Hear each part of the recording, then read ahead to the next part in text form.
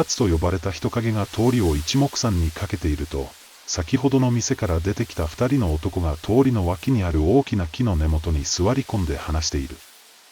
こんな夜更けにまだ喋り足りないのか、あるいは帰る家がないのか。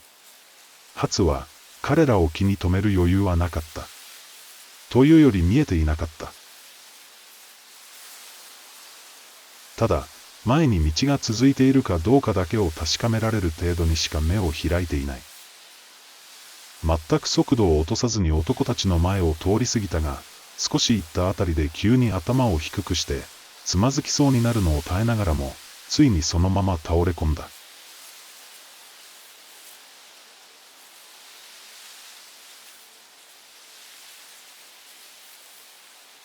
一人の男は髪もひげも伸び放題の老人で、顔を向けて目を凝らしている。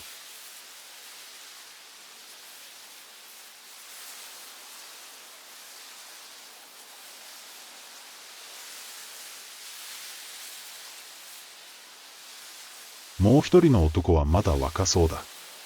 夜中に走るものも怪しいかもしれないが、それを言うなら二人も同じだ。二人して、地面にひざまずくようにしている人影を見ているが、ただ見ているだけだった。老人は若い男の方に向き直り、何も見なかったかのように再び話し始めた。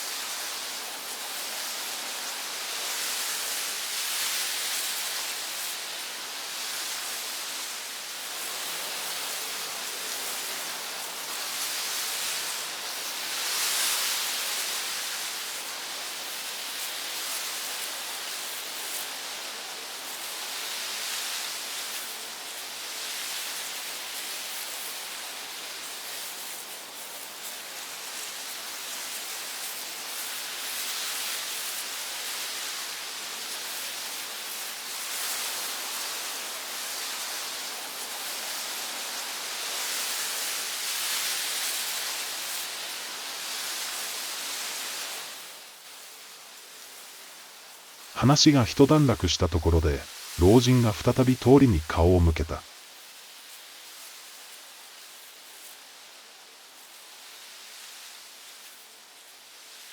そう言って老人はゆっくり腰を上げ、うずくまる小さな人影に近づいていった。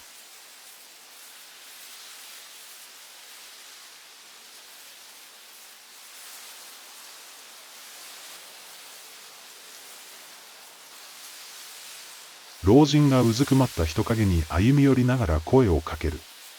が、返事がない。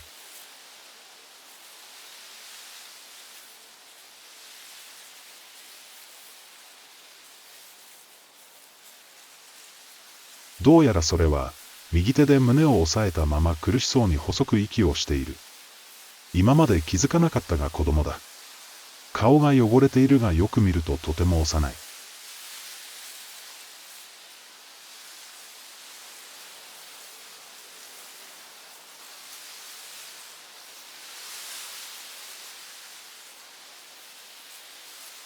子供はただ時折小さくうめくだけだ。若い方の男はこの子供に近寄って眺めた。